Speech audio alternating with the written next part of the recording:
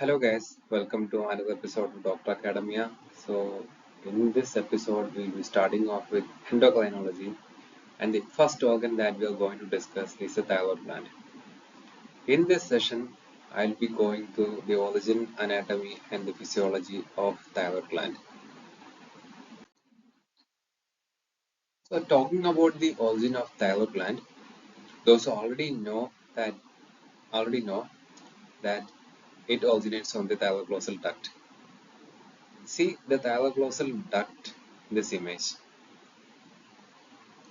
This thyroglossal duct extends from the base of the tongue to your neck. In due course of time, it develops fully into a thyroid gland. Now, the clinical importance of this thyroglossal duct is that if in any ways it persists for a very long time, it can turn into a thyroglossal cyst. Now, this thyroglossal cyst, the most common position being the infrahyoid region.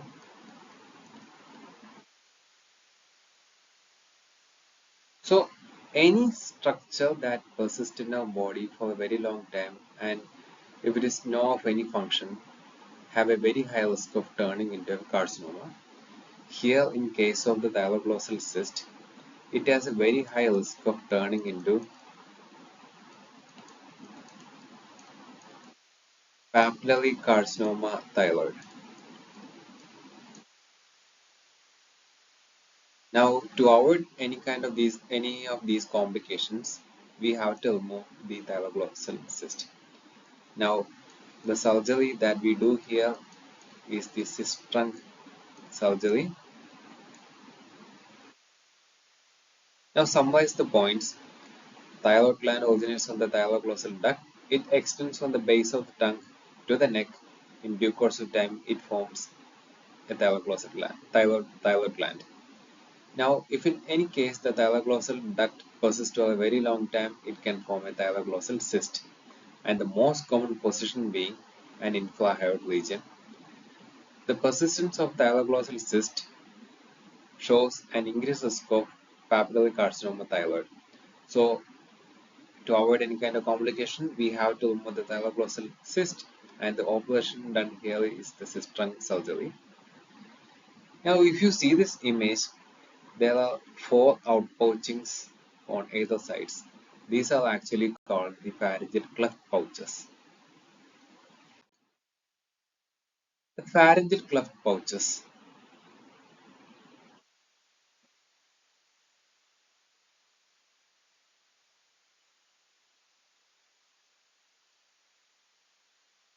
What are the structures that are derived from these four pharyngeal cleft pouches?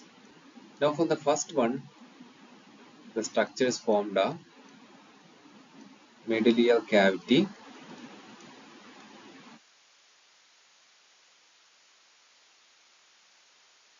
tympanic membrane, mastoid, eustachian tube.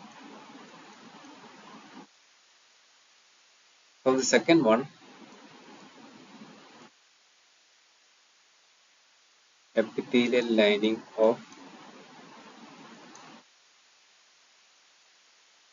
palatine tonsils. For the third one, inferior parathyroid gland plus thymus. Now for the fourth one, superior parathyroid gland plus timobrachal body. These are all the structures that are formed from the pharyngeal cleft pouches. Now, one important point that I have to discuss here is that most of you must have heard about the syndrome known as Dijon syndrome.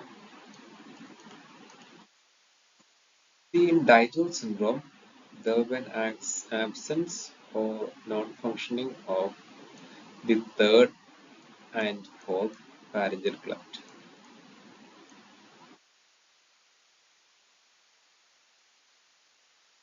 They will not be functional or they will be absent. So these patients will be facing hypoparathyroidism and hypocalcemia.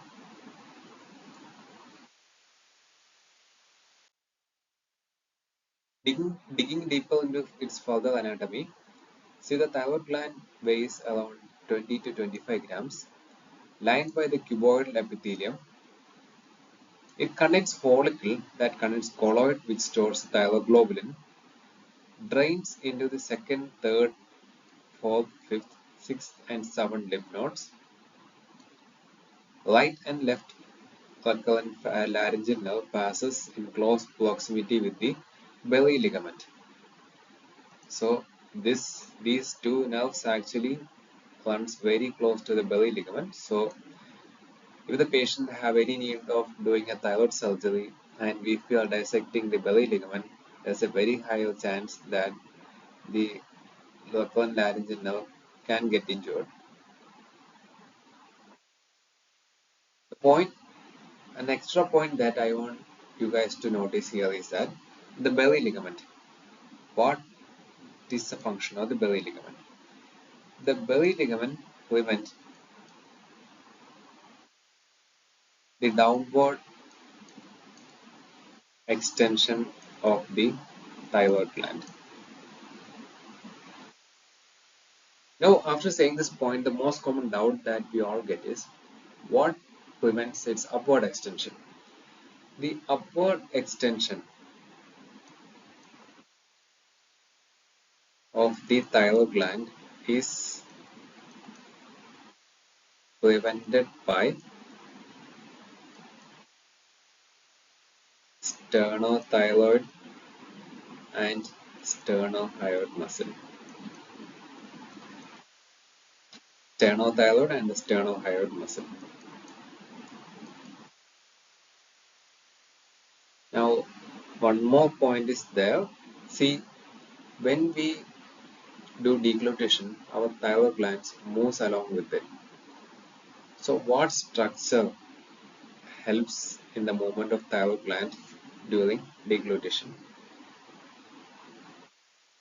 So, movement with deglutition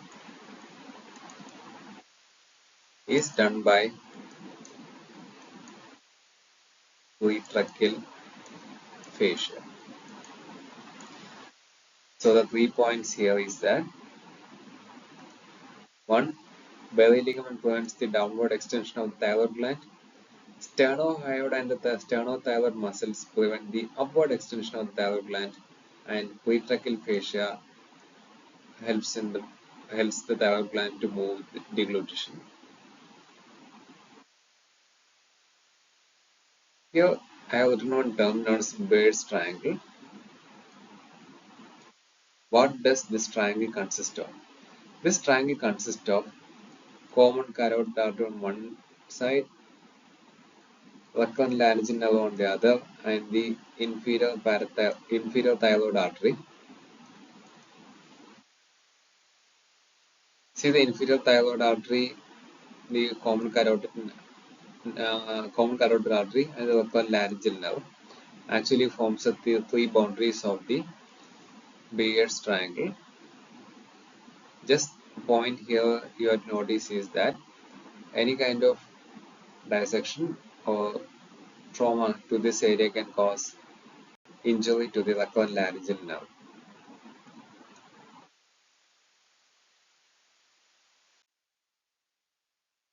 Now talking about the physiology of the thyroid hormone, see the for the process for the formation of thyroid hormone, we need to consume the adequate amount of iodine. See the iodine is consumed by us Now this has to enter the thyroid cell to get processed into the thyroid hormone. So what helps the iodine to get inside the thyroid cell?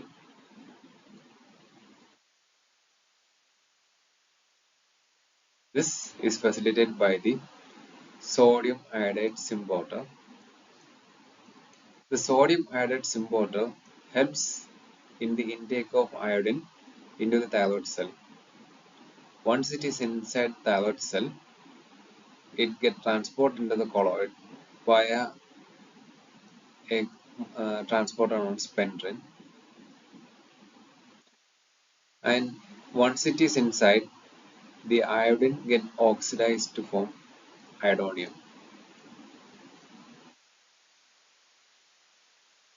This iodonium compound combines with tyrosyl residues to form monoiodothyronine and diiodothyronine. Here in this image you can see monoiodo and diiodothyronine. Now this MIT and DAT undergoes coupling to form T3 and T4. Now this coupling is actually catalyzed by an enzyme known as thyroperoxidase. This thyroperoxidase enzyme.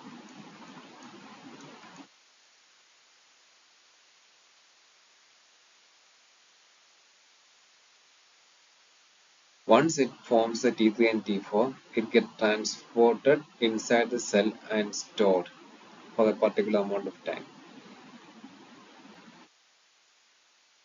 Stored inside thyroglobulin, and eventually it undergoes release also into a periphery. Now once it is distributed, it can get converted into T3. Conversion of T4 into T3 so that the target tissues can take up from the T3 from the circulation for any kind of metabolic needs. So what are the 5 processes that you see during the formation of thyroid hormone? First, iodine intake by the sodium iodide symporter. Second is that it goes inside the colloid via the pendrin transporter and it gets oxidized to form the iodonium compound. The iodonium compound gets combined with the tyrosyl residues to form the monoiodine and the diiodothyronine. The monoiodine diiodothyronine undergoes the coupling process to form T3 and T4, which is catalyzed by the thyroperoxidase enzyme. It combines with the thyroglobulin and gets stored for a particular amount of time and eventually get released into the peripheral circulation. And once it is outside, there will be a conversion of T4 to T3 so that the target tissue can take up for its metabolic processes. So these are the topic I want to discuss in this session regarding anatomy and origin anatomy and the physiology. Thank you guys.